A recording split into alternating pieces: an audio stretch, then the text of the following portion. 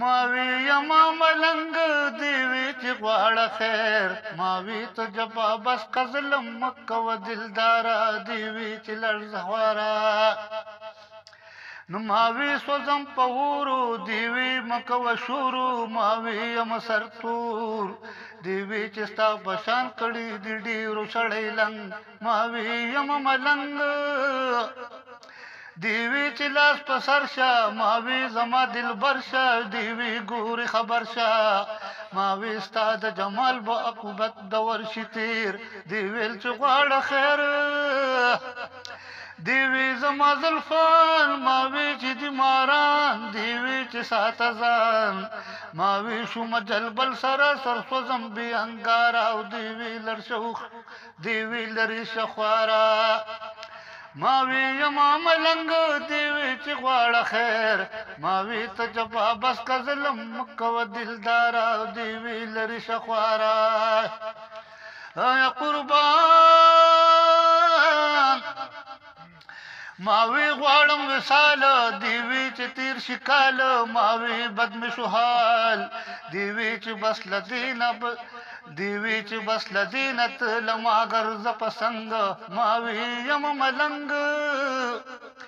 देवी च स्ता पशान मावी जाड़ी ख्वारान देवी डेरा शकान मावी पदरवाजू की दिपरात दिगिर चापीर देवी च ग्वाड़ा खैर देवी च जलैलायम मावी पवाविलायम देवी च उस पुखलायम मावी तो जलम बस कच मिर्शी पकरारा देवी लरी शख्वारा मावी यमा मलंग देवी च ग्वाड़ा खैर मावी तो जपा बस कजलम मक्का व दिलदारा देवी लरी शख्वारा हो या कुर्बान मावी स्ताद जमाल देवी च निश्ता स्याल मावी मखदम शाल देवी च मी हराम सप बलचा बांध पालंग मावी यम मलंग देवी जमा उर्बल मावी देवल पवल देवी जड़ी गतल मावी च मी यौदल क्लद सरू लबू पमेसीर देवी च ज्वाड़ खैर देवी शुम खुशाला मावी विसर पमाला देवी इनाम देताला मावेली दमूमन सर वफा वफादार देवी च गुलर शख्वारा मावी यमा मलंग देवी च ग्वाड़ा खैर मावी तो जपा बस कजलम मक्का व दिलदारा देवी च लर शख्वारा قدرمنو کتونکو دا وخت موږ سره د پښتو یو بې بدله ماین شاعر ادیب نقاد سړنکار صحافي زما د چوتي یار علي ګوهر مشتاق موجود دی هغه د تاج محمد استاد نه ډېر زیات متاثره دی او یقینا چې په هغه باندې بلا کار هم کړی دی خدای دې وکړي چې دا کار سرته ورسي زه راځی چې د هغې نه پوښتنه وکړو د هغې نه چې کوم دی رایه وغواړو چې هغې د تاج محمد استاد د فن او شخصیت په حواله څه رایه لري. مننه غمګین صاحب چې تاسو ماله هم د ښکلا ټي وي په شیشه باندې د څو خبرو موقع راکړه. زما نوم دی تاج محمد موهمن یم د موهمن په تخلص باندې څرګند یم او زه مدام کیسې جوړومه نوې نوې هم مصرې ورسره کومه سوې السلام علیکم په خاصامو جواب راکړې چې وعلیکم السلام. دا څو شعرونه د استاد تاج محمد مومن د یو کیسې اخیری شعرونه دي چې هغه لیکلي دي. تاج محمد مومن صاحب د پښتو ولسي شاعرۍ یو هغه شخصیت دی چې د هغه د پیژنګلو او د هغه د کار و زیار نه څوک هم انکار نشي کولی. ښاغلي تاج محمد مومن یو سوچه پښتون دی او سوچه پښتون ورته زه په دې وجه وایم چې هغه د پښتو ژبې سوچه اسناف راټینګ کړي دي. ټپه یې رانیولې ده، کیسه یې رانیولې ده او چاربیته یې رانیولې ده او په هغې باندې ټول عمر کار کړی دی. د هغه د چاربیتې په حواله باندې خبرې اترې په دې پروګرام کې هم وشوې، خو څومره پی ایچ ډي ډاکټران پروفیسران چې دي هغې ته دغه قسمونه نه دي معلوم کم چې تاج محمد استاد په خپل کتاب کې دغه چاربیتې په کومو نومونو باندې یادې کړي دي نو یقینا چې دا بل زما په خیال خو هېڅ چاته هم نه دي معلومې او دا د دې یوه لویه کارنامه ده. ښاغلي تاج محمد مومند زه د وړوکوالي نه پیژنم او د هغه یو کتاب ما په پرایمرۍ کې کتلی و. وروسته بیا هغه ما سره په ګل پښتو ادبي ټولنه غلډیر کې ما سره یې باقاعده ملاقاتونه شروع شو او د هغه وخت نه دا سلسله تر ننه روانه ده. ښاغلي تاج محمد مومند نه یوازې چاربیتې لیکلي دي بلکې هغه په کیسه باندې هم زړه پورې کار کړی دی. د هغه په کیسو کې کیسه د انور خان او زروري، کیسه د صدبر خان، کیسه د خیسته خان او نسرین جان، کیسه د بڼ بابا، کیسه د کاټلنګ ماشومانو، کیسه د نیمبولا تیمبولا، کیسه د یاجوج ماجوج او داسې نورې بله کیسې هغه لیکلي دي او د پښتو ادب پنګه یې پې درنه کړې ده. همدغه شان که موږ په ټپه کې وګورو نو ټپه د ټپې د استادانو دا وینا ده چې د ټپې هیت چې دی دا 9 او 14 سېلابه لري. خو ښاغلي تاج محمد مومند په دې کې هم زړه پورې ګامونه پورته کړي دي او نوې نوې تجربې پکې کړي دي او هغه د ټپې دا بحر او وزن چې دی 9 او 14 9 او 12 9 او 18 9 او 22 رسولې دي او هغه داسې قسم ټپې لیکلي دي چې سړی ورته حیران پاتې شي. لکه د مثال په توګه څوک چې ځان دې مقام کې غواړي نو په ادب دی د مهمن په قدم رستو قدم ږدینه. همدغه شان هغه زنځیري ټپې او زنځیري چاربیتې هم لیکلي دي او د پښتو کړوړه په نوم باندې د نثر یو کتاب هم لیکلی دی چې په هغې کې د پښتون کلتور، د پښتون د رسم و رواج او نور ډېرې بلا خبرې راځای کړي دي. تاسو دا راته ووایه چې تاسو خو بالکل تدریسي تعلیم نشته، سکول ته نه یې تللی، داسې مکتب ته نه یې تللی، نو تاسو دا لیک لوست کولی شئ او دا تاسو د نثر کتاب هم لیکلی دی د پښتو کړوړ، یقینا چې ډېر ښه کتاب دی. تاسو پکې خپلې کیسې لیکلي دي او ډېر حقیقت هم لیکلی دی. دومره حقیقت، دومره بې باکي، یقینا چې دا صداقت ما په لومړي ځل په تاسو کې لیدلی دی چې هغه ستا کلم چې صداقت لیکي، کم حقیقت لیکي، هغه تاسو په کړوړ کې لیکلي دي او زما نظر نه تېر شوی دی. نو تاسو دا راته ووایه چې دا لیک لوست تاسو دا کومه خواري کړې ده، دا څنګه د دې نه آګاه شوی چې لیک لوست کولی شئ او سکول ته نه یې تللی؟ هغه خو داسې چل لکه ما تاسو ته دا د خوارۍ خبره وکړه نو ملا صاحب به چې د جمعې په ورځ باندې خطبه په منبر وویله، خو پخوا خو دا علوم د کم ډېر نه وو که د هندوستان و که نه، نو ملیانو غریبانانو به نظمونه زده کړي وو. تاسو به هغه نه اورېدلي یا به مې اورېدلي لکه دا چې غواړه فضل د رحمان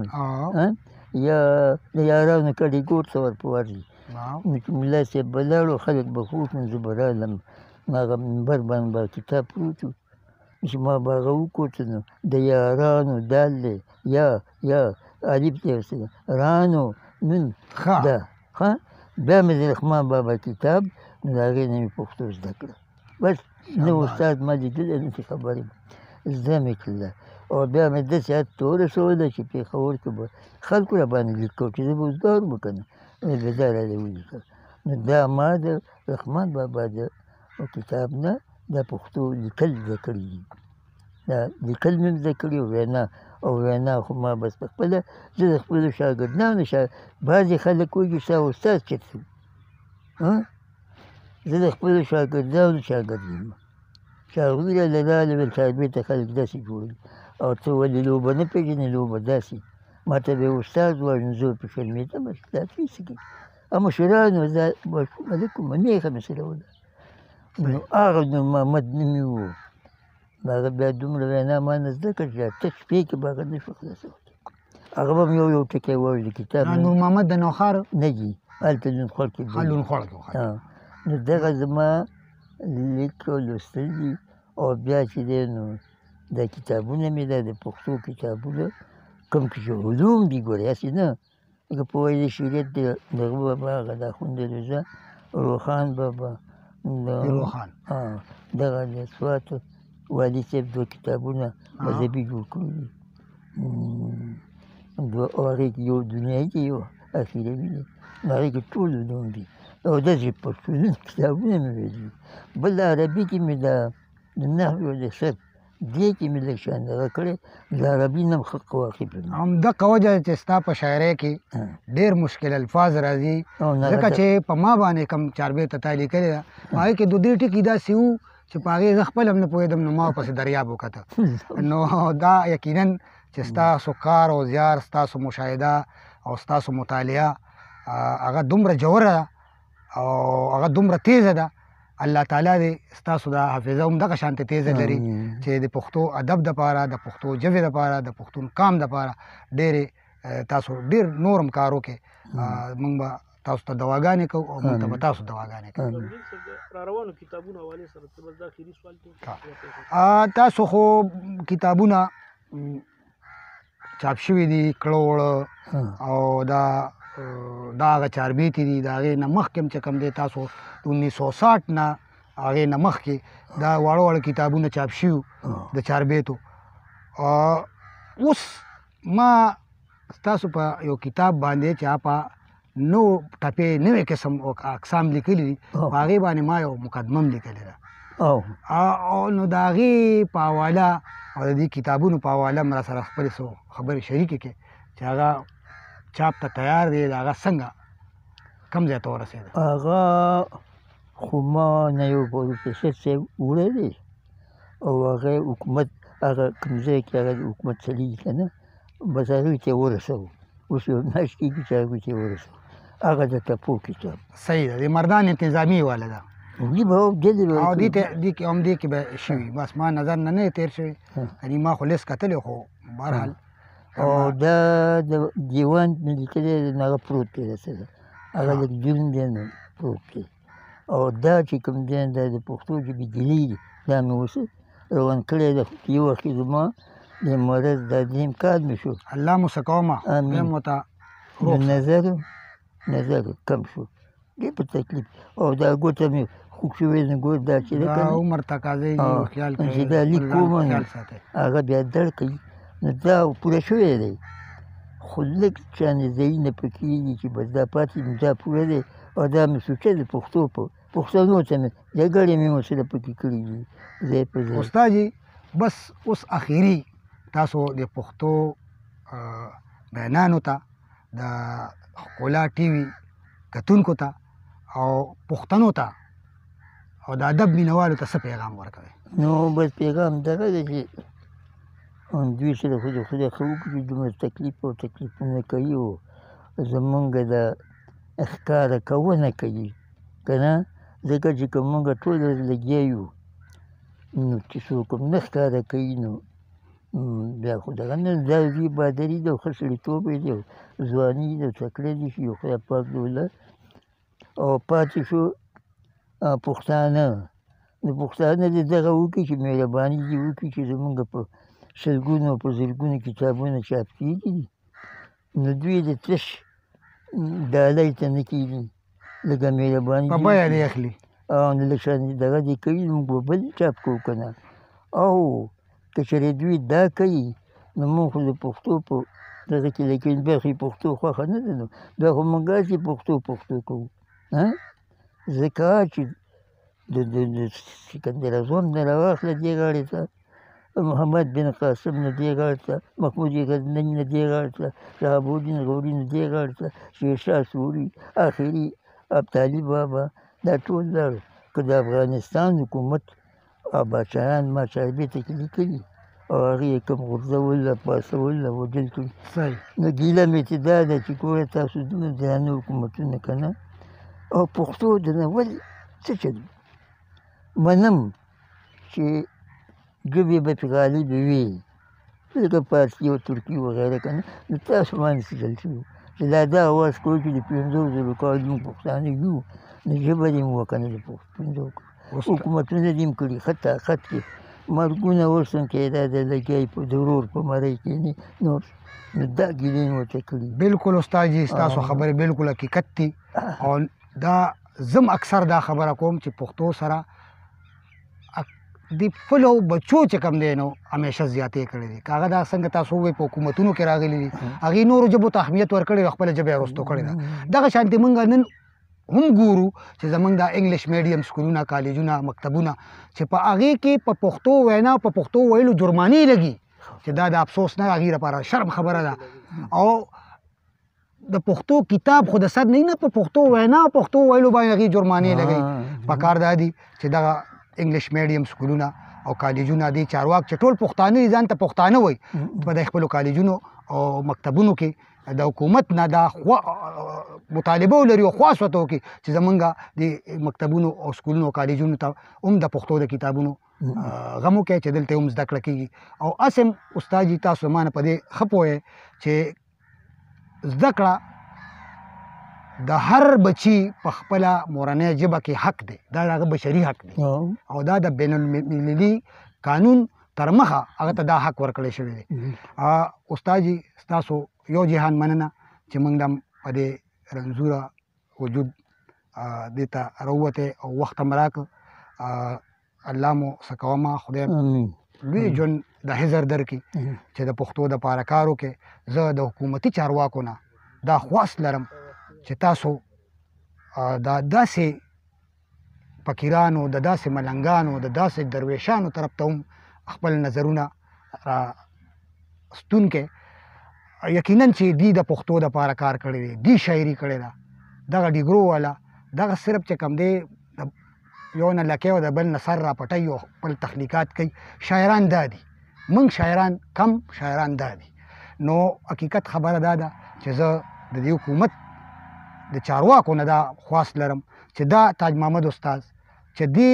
دلته په دې تورک کې 80 کاله نه سیوا وشو دی د خپل کور د خپل در مالک نه دی د ځمکې نه والې د اسمانه پورې د اسم نشته. نو تاسو د ده لپاره سترګې وغړوئ د ده لپاره د وظیفې باید چې اکادمي ادبیات دله یو معمولي وظیفه ورکوي خو که دا د دغه وظیفه د اکادمي ادبیات حکومت سیوا کړه نو د شاعرانو ادیبانو به هغې دوی له هم سیوا ورکړي خو دا حکومت هغې له دومره پنګه ورکړي چې هغه د دوی د میاشتې نه کېږي او نه پې دې ګزاره کېږي. نو زه د حکومتي چارواکو نه په بار بار دا خواست کوم جولی ورته غواړم چې د دې لپاره سترګې وغړوئ او دوی هم د حکومتي د ستاره امتیاز د صدرتي واډونو او د دې مستحق وګرځوئ. صرف دا پی ایچ ډي او ایم پیل ډاکټرانو پسې مه منسوب کوئ او ما هغې ته یې مه بخئ. ډېره مننه. وخت زموږ ختمېږي. د ښکلا ټي وي سره به واسطه نه پرېږدئ. په نوي پروګرام کې به بیا تاسو سره غمګین معیاري مخاطب کېږي. اجازت غواړم د الله په امان.